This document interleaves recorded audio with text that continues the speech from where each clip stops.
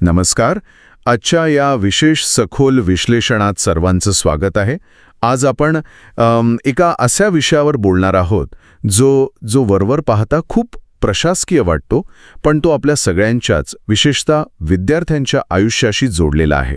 हो, आणि आज आपण एका अत्यंत महत्त्वाच्या अधिकृत पत्राचं विश्लेषण करणार आहोत. जे पत्र नुकतंच म्हणजे 8 एप्रिल 2026 रोजी लिहिलं गेलंय. अगदी बरोबर. हे पत्र महाराष्ट्र राज्याचे मुख्य निवडणूक अधिकारी एस चोक्कलिंगम यांनी विधान परिषदेचे सदस्य श्री जे.ओ. मो अभ्यंकर यांना लिहिलं आहे. आणि विषय काय आहे तर शिक्षकांना मतदान केंद्रस्तरीय अधिकारी, ज्याला आपण सगळे BLO म्हणतो, त्या ड्युटीतून मुक्त करण्याबाबत. खरं तर मी जेव्हा हे पत्र वाचत होतो ना, तेव्हा मला जाणवलं की हा फक्त एक सरकारी कागद नाहीये. हा एक अत्यंत महत्त्वाचा दस्तावेज आहे, जो शिक्षकांवर असणारा ताण आणि आपली निवडणूक प्रक्रिया यावर प्रकाश टाकतो. नक्कीच. म्हणजे एका बाजूला बालकांचा मोफत आणि सक्तीच्या शिक्षणाचा अधिकार आहे, आणि दुसऱ्या बाजूला आपली अवाढव्य लोकशाही चालवण्यासाठी आवश्यक असलेल्या मतदार याद्या अद्ययावत करण्याची गरज आहे. या दोन गोष्टींमधला संघर्ष यात स्पष्ट दिसतो. हो ना. आपण याला जरा सविस्तर समजून घेऊया. हे पत्र का लिहिलं गेलंय, याची पार्श्वभूमी काय आहे? बरं. 7 एप्रिल 2026 रोजी श्री अभ्यंकर यांनी एक पत्र पाठवलं होतं, ज्यात त्यांनी मागणी केली होती की शिक्षकांना या BLOच्या कामातून वगळावं. त्याला दिलेलं हे अत्यंत सविस्तर असं उत्तर आहे. अच्छा, म्हणजे हे पत्र एक प्रकारे त्या मागणीचं खंडन करतंय. हो, एक प्रकारे तसंच म्हणता येईल. आणि त्यासाठी त्यांनी लोकप्रतिनिधित्व अधिनियम 1950च्या कलम 13ब चा संदर्भ दिलाय. कसे, मतदार याद्या तयार करणं ही काही फक्त निवडणुकीच्या आधी महिनाभर चालणारी गोष्ट नाहीये. हो, ती एक सतत चालणारी प्रक्रिया आहे. बरोबर. अगदी बरोबर. रोज कोणीतरी 18 वर्षांचं होत असतं, कोणाचा मृत्यू होतो, कोणी पत्ता बदलतं, या सगळ्याची नोंद ठेवण्यासाठी BLOची गरज असतेच. बरं, पण मला एक सांगा, भारत निवडणूक आयोगाचे 5 जून 2025चे काही निर्देश आहेत ना, त्यात तर असं म्हटलंय की राज्य शासन किंवा स्थानिक प्राधिकरणांच्या गट क किंवा ड म्हणजे ग्रुप C आणि D च्या कर्मचाऱ्यांना हे काम आधी द्यावं. हो, प्रशासकीय नियमानुसार तोच क्रम आहे. गट क आणि ड च्या कर्मचाऱ्यांना प्राधान्य दिलं जावं असं स्पष्ट म्हटलंय. मग जर तसं आहे, तर हे काम थेट शाळेतल्या शिक्षकांवर का लादलं जातं? म्हणजे समजा एखाद्या निष्णात शेफला तुम्ही स्वयंपाक सोडून हॉटेलचा हिशेब ठेवायला सांगितला, तर ते कितपत योग्य आहे? शिक्षकांचं मुख्य काम शिकवणं आहे ना? तुमचा मुद्दा अगदी रास्त आहे. पण प्रशासकीय पातळीवर वास्तव थोडं वेगळं असतं. पत्रात असं स्पष्ट केलंय की जर गट क किंवा ड चे कर्मचारी उपलब्ध नसतील, तरच अंगणवाडी सेविका किंवा कंत्राटी शिक्षक यांना हे काम दिलं जाऊ शकतं. अच्छा, म्हणजे अंगणवाडी सेविकांना सुद्धा हे काम देता येतं? हो, देता येतं. पण कसं आहे, शिक्षकांना नियुक्त करण्यावर कोणताही कायदेशीर निर्बंध नाहीये. आणि प्रशासनाला हे काम करण्यासाठी असे लोक हवे असतात जे साक्षर आहेत, स्थानिक पातळीवर ज्यांचा थोडा वचक किंवा आदर आहे. म्हणजे लोक शिक्षकांना पटकन माहिती देतात, दरवाजा बंद करत नाहीत. अगदी तेच. त्यामुळे जरी शिक्षक पहिली पसंती नसले तरी कायदेशीररित्या त्यांना यातून वगळलेलं नाहीये. आणि कामाचा ताण पाहता प्रशासन त्यांनाच प्राधान्य देतं. पण मग शिक्षकांच्या हक्कांचं काय? म्हणजे 2009चा जो शिक्षण हक्क कायदा आहे, ज्याला आपण RTE ॲक्ट म्हणतो, त्यात काही नियम नाहीत का? आहेत ना. RTE कायद्याचा कलम 27 या पत्रात अगदी स्पष्टपणे नमूद केलंय. हो, मी त्या कलमाबद्दल थोडं वाचलं होतं. खरं तर इथूनच हा विषय अत्यंत रंजक होतो.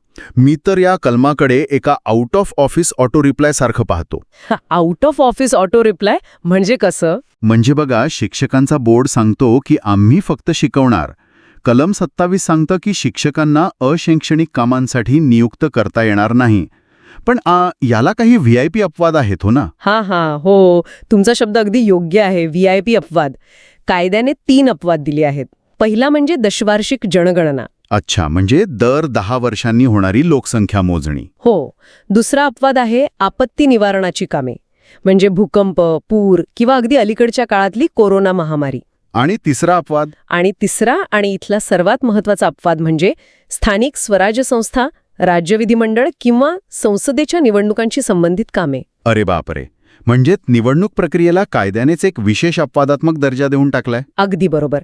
आणि सर्वात लक्षवेधी बाब म्हणजे मतदार याद्या तयार करण्याचं किंवा अद्ययावत करण्याचं काम हे निवडणुकीचाच एक अविभाज्य भाग मानलं जातं. त्यामुळे शिक्षक ह्यातून कायदेशीररित्या सुटका मागूच शकत नाही. पण हे असं कसं होऊ शकतं? म्हणजे कुणीतरी याला न्यायालयात आव्हान दिलं असेल ना? कायद्यात जरी तसं लिहिलं असलं तरी कोर्टात कोणीच गेलं नाही का? गेले होते ना. या पत्रात निवडणूक आयोगाने 2 अत्यंत महत्वाचे न्यायालयीन संदर्भ दिले आहेत. कोणते संदर्भ? पहिला संदर्भ आहे अलाहाबाद उच्च न्यायालयाचा 2024 मधील ध्रुविका पांडे विरुद्ध अतिरिक्त मुख्य सचिव हा तो खटला. बरं, त्यात काय झालं? त्यात न्यायालयाने अगदी स्पष्ट शब्दांत सांगितलं की आरटीई कायद्याचं कलम 27 हे शिक्षकांना निवडणूक आणि बीएलओचं काम करण्यापासून अजिबात रोखत नाही. म्हणजे कोर्टानेही प्रशासनाच्या बाजूने निकाल दिला. होय. आणि दुसरा खटला आहे राजस्थान उच्च न्यायालयाच्या जोधपूर खंडपीठाचा महेश स्वामी विरुद्ध राजस्थान 2021चा निकाल आहे हा. अच्छा, तिथेही तेच झालं असेल. हो, तिथेही न्यायालयाने पुष्टी दिली की शिक्षकांना बीएलओ म्हणून नियुक्त न करण्याच्या याचिकेत कोणतंही तथ्य नाही. पण एक मिनिट थांबा, मला इथे एक आक्षेप घ्यावासा वाटतो. म्हणजेच या उच्च न्यायालयांनी प्रशासनाला शिक्षकांचा कधीही आणि कसाही वापर करण्याचा एक कोरा धनादेशच दिलाय का? म्हणजे ब्लँक चेक? नाही, तसं म्हणता येणार नाही. हा आक्षेप अनेकदा घेतला जातो, पण न्यायालयाने कोरा धनादेश दिलेला नाहीये. त्यांनी फक्त कायद्यातील शब्दांचा अचूक अर्थ लावलाय. म्हणजे संसदेने जो कायदा बनवलाय त्याच्या विरुद्ध कोर्ट जाऊ शकत नाही असं तुम्हाला म्हणायचंय? अगदी तेच. संसदेनेच जर कायद्यात अपवाद निर्माण केला असेल तर न्यायालय त्याविरुद्ध कशी जाणार? पण याचा अर्थ असा नाही की शिक्षकांचे कोणतेही हक्क उरलेले नाहीत. मग विद्यार्थ्यांच्या शिक्षणाचं काय? जर शिक्षक मतदार याद्यांचं काम करत असतील तर मुलांनी काय करायचं? यावर काही उपाययोजना आहेत का? इथेच सर्वोच्च न्यायालयाचा एक अत्यंत महत्त्वाचा आदेश समोर येतो. सेंट मेरी स्कूल विरुद्ध भारत निवडणूक आयोग हा तो खटला आहे. अच्छा, सर्वोच्च न्यायालयाने यात लक्ष घातलं होतं तर? काय म्हणाले ते? सर्वोच्च न्यायालयाने स्पष्ट केलं की शिक्षकांना शक्यतो शिकवण्याच्या दिवशी आणि शाळेच्या वेळेत या कामासाठी जुंपू नये. एक मिनिट, म्हणजे टीचिंग डेज आणि टीचिंग आवर्समध्ये हे काम करू नये? हो, अगदी बरोबर. आणि या अनुषंगाने निवडणूक आयोगाने 28 जानेवारी 2008 रोजी काही सविस्तर सूचना काढल्या आहेत. त्या अटी आणि शर्ती काय आहेत? अटी अशा आहेत की शिक्षकांनी हे बीएलओचं काम सुट्ट्यांच्या दिवशी, अशैक्षणिक दिवशी आणि शाळेच्या वेळेव्यतिरिक्त करावं. काय सांगताय? म्हणजे शिक्षकांनी शाळेत दिवसभर शिकवायचं आणि नंतर उरलेल्या वेळात किंवा स्वतःच्या सुट्टीच्या दिवशी रविवारी वगैरे घरोघरी जाऊन मतदार याद्यांचं काम करायचं? हो, नियमानुसार तसंच अपेक्षित आहे. पण यातून त्यांना भयानक मानसिक आणि शारीरिक थकवा येणार नाही का? म्हणजे ज्याला आपण बर्नआउट म्हणतो. एक थकला भागलेला शिक्षक दुसऱ्या दिवशी वर्गात जाऊन मुलांना पूर्ण ऊर्जेने चांगल्या प्रकारे कसं काय शिकवू शकेल? तुमचा मुद्दा 100% खरा आहे. आणि हाच या संपूर्ण प्रक्रियेतला सर्वात मोठा विरोधाभास आहे. सर्वोच्च न्यायालयाचा दृष्टिकोन असा होता की एका बाजूला मुलांच्या शिक्षणाचा अधिकार वाचवायचा आणि दुसऱ्या बाजूला देशाची लोकशाही टिकवण्याची गरज पूर्ण करायची. म्हणजे त्यांनी दोन्ही बाजू सांभाळण्याचा एक सुवर्ण मध्य काढण्याचा प्रयत्न केलाय. हो, या दोन्ही गोष्टीं समतोल साधण्याचा हा एक न्यायालयीन प्रयत्न आहे. कागदावर हे खूप योग्य वाटतं, पण प्रत्यक्ष जमिनीवर काम करताना शिक्षकांची जी दमछाक होते ती लपून राहिलेली नाहीये. हे खरंच खूप गंभीर आहे. पण मला एक प्रश्न पडतोय की हे पत्र आत्ताच का चर्चेत आलंय? म्हणजे इतकी तातडी का निर्माण झालीये? त्याचं उत्तर या पत्राच्या अगदी शेवटच्या परिच्छेदात दडलंय. अच्छा, काय लिहिलंय तिथे? त्यात म्हटलंय की लवकरच महाराष्ट्रासह इतर काही राज्यांमध्ये भारत निवडणूक आयोगाकडून विशेष सखोल पुनरीक्षण कार्यक्रम घोषित होण्याची दाट शक्यता आहे. विशेष सखोल पुनरीक्षण कार्यक्रम, ज्याला स्पेशल समरी रिव्हिजन म्हणतात, ते का? हो, तेच. हा एक खूप मोठा कार्यक्रम असतो.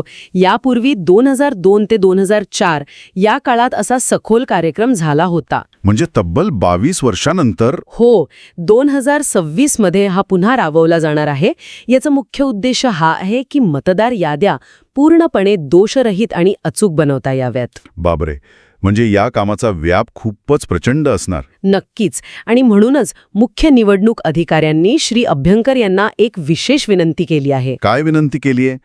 त्यांनी तर शिक्षकांना सुटका देण्याची मागणी केली होती ना? हो ना, पण अधिकाऱ्यांनी त्यांनाच सांगितलंय की तुम्ही शिक्षकांचे प्रतिनिधी आहात, तर तुम्ही शिक्षकांना आवाहन करा की त्यांनी या राष्ट्रीय कार्यात सहभागी व्हावं आणि विहित वेळेत हे काम पूर्ण करावं. अरे कमाल आहे.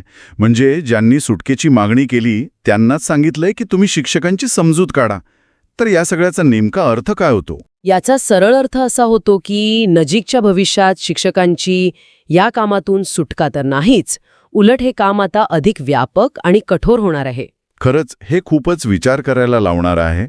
आपण आता या विश्लेषणाच्या शेवटाकडे आलो आहोत. तर आजच्या या चर्चेचा थोडक्यात सारांश काय सांगता येईल? सारांश असा की या पत्रावरूनही अगदी स्पष्ट होतं की शिक्षकांना BLOच्या कामातून कायमस्वरूपी सुटका मिळू शकत नाही, कारण RTE कायद्याचे कलम 27 स्वतःच तशी परवानगी देतं. आणि उच्च न्यायालय तसंच सर्वोच्च न्यायालयाचे निर्णयही याला दुजोरा देतात. अगदी बरोबर. प्रशासनाने फक्त एकच काळजी घ्यायची आहे, आणि ती म्हणजे विद्यार्थ्यांचं नुकसान होऊ नये म्हणून हे काम शाळेच्या वेळेबाहेर आणि सुट्ट्यांच्या दिवशी करायचं आहे. बरं, आता आपल्या श्रोत्यांसाठी हा सगळा विषय महत्त्वाचा का आहे? कारण बघा, आपल्या लोकशाहीचा सर्वात मोठा पाया म्हणजे आपल्या मतदार याद्या. आणि त्या याद्या किती अचूक आहेत हे तुमच्या आमच्या स्थानिक शिक्षकांच्या सुट्ट्यांच्या दिवशी केलेल्या मेहनतीवर अवलंबून आहे. नक्कीच. आणि जाता जाता मला श्रोत्यांना एका वेगळ्याच आणि विचार करायला लावणाऱ्या मुद्द्यावर सोडून द्यायचा आहे. हा मुद्दा या मूळ पत्रात नाहीये, पण आपल्या आजच्या या चर्चेतून तो नक्कीच उद्भवतो. कोणता मुद्दा? विचार करा, जर जगातील सर्वात मोठी लोकशाही चालवण्यासाठी आणि मतदार याद्या अद्ययावत ठेवण्यासाठी आपल्याला आजही शिक्षकांच्या शनिवार रविवारच्या सुट्ट्यांवरच अवलंबून राहावं लागत असेल, तर आपण असा विचार करायला हवा का की आपली ही अवाढव्य प्रशासकीय यंत्रणा स्वतःच्या पायावर उभी नसून ती शिक्षकांच्या वैयक्तिक वेळेची आणि श्रमाची एक प्रकारे सबसिडी घेऊन चालवली जाते? हा अत्यंत महत्त्वाचा आणि भेदक प्रश्न आहे. आणि जेव्हा भविष्यात ही लोकशाही आणखी विस्तारत जाईल, मतदार वाढतील, तेव्हा हा ताण कोण सहन करणार? हा असा प्रश्न आहे ज्यावर आपण सर्वांनीच विचार करायला हवा. नक्कीच. प्रशासनाला आणि समाजाला यावर काहीतरी कायमस्वरूपी तोडगा काढावाच लागेल. अगदी. तर श्रोत्यांनो, तुम्हाला आजचं हे सखोल विश्लेषण कसं वाटलं यावर नक्की विचार करा. या चर्चेत सहभागी झाल्याबद्दल धन्यवाद. पुन्हा भेटूया अशाच एका नव्या आणि महत्त्वाच्या विषयासोबत. धन्यवाद.